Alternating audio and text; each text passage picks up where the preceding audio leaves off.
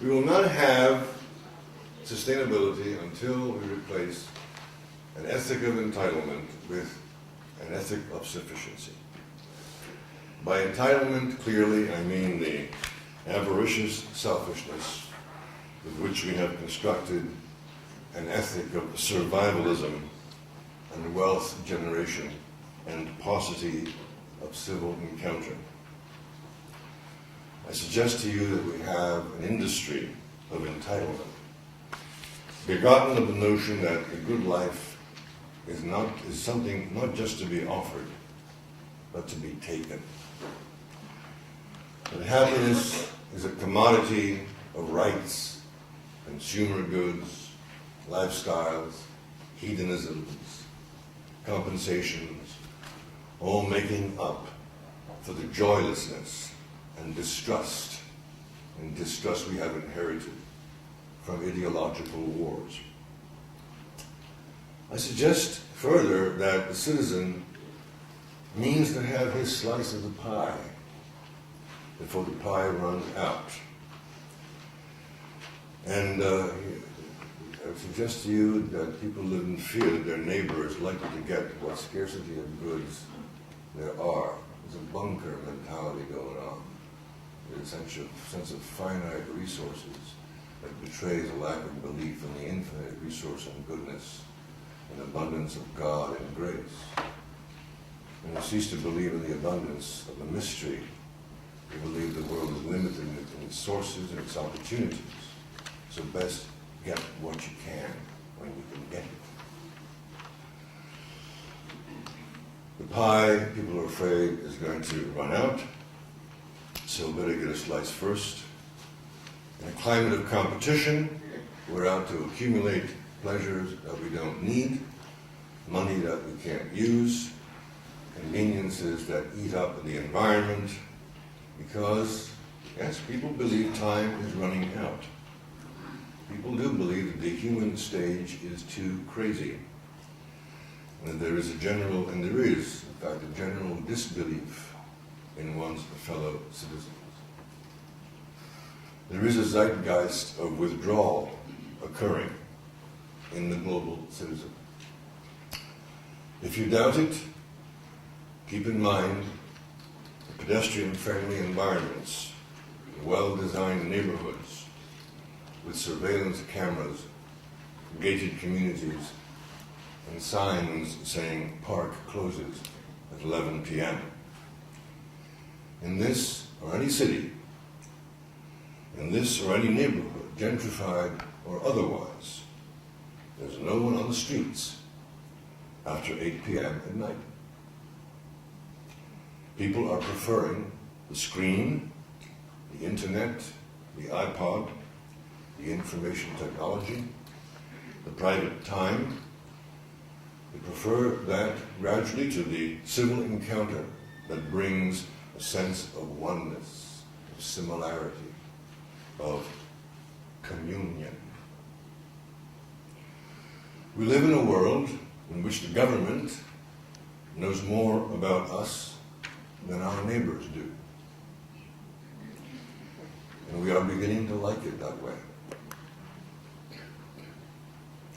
We make forays out into the world in forums of common interest, sanctioned events, but we prefer to move in a choreography of negotiated space, where we know what is safe and what is hazardous. We take fewer risks because a certain faithlessness has entered the contemporary.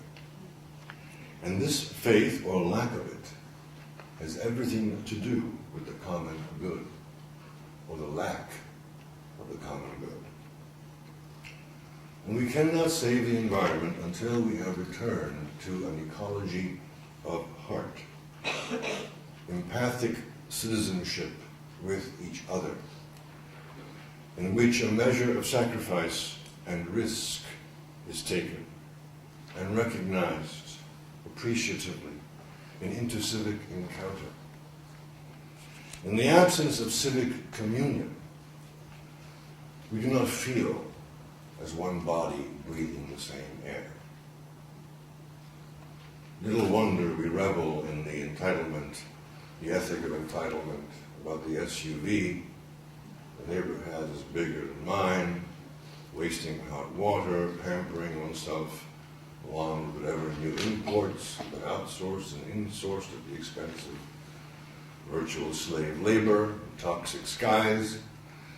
Little wonder the malls are packed the way temples and churches used to be.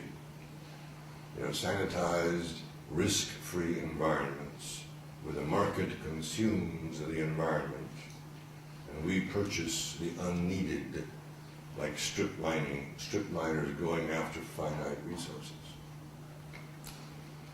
I'm saying this ethic of entitlement, of acquisition, it could be said, as we used to say, we used to call it a substitute for love. It's a substitute for love. A substitute for intimacy. A substitute for realness, authenticity, peak experience. Call it what you will. Meaning, it's a substitute. But what provides the real thing is only other people and communion and the movement to be in union with other people. That's the only thing that provides the antidote to entitlement. The sufficiency that we feel in and through each other. That's the only sufficiency that there is. We don't have any Kyoto strategies for this.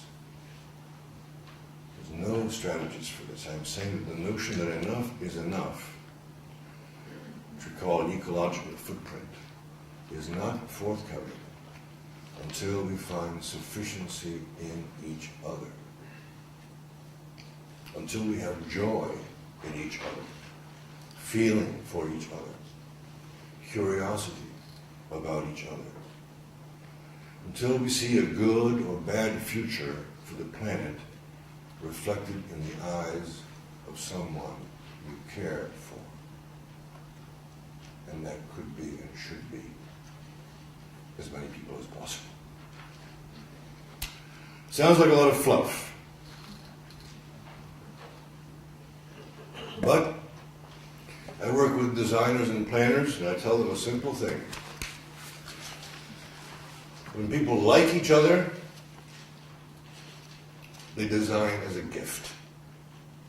They strategize well, they accomplish things. They believe in each other. When they like each other, they do marvelous things. When people don't like each other, they design badly. They strategize badly, and very little gets done. So the task is to get people to like each other and show them what there is to like about each other. That inspires them to getting things done well and rightly. Otherwise, they're just tools on a shelf. Although it makes sense to use these tools and levers for the survival of the planet, these are abstractions. The survival of the planet is an abstraction. You love, you feel love. You love your children, you love your family, you love a friend. The imperative of the danger surrounding that might be surrounding that person becomes real. It makes you act, it moves you to act. You jump into the water and save the other person and save yourself by jumping into the water and sacrificing others. That's inspiration. That's when ideas become flesh, when the word becomes flesh. When the vision becomes flesh, that's the kind of urgency and imminence and realness and nowness that we need. People need to feel that about each other. Then they want to save the environment. Just as they would want to save someone they love from anything that's ugly. I suggest to you that there is an agenda prior to the environmental one. And I hate to sound less than the hopeful person who was introduced. But my fear is that human nature has been re-engineered, socially re-engineered away from intercivic care.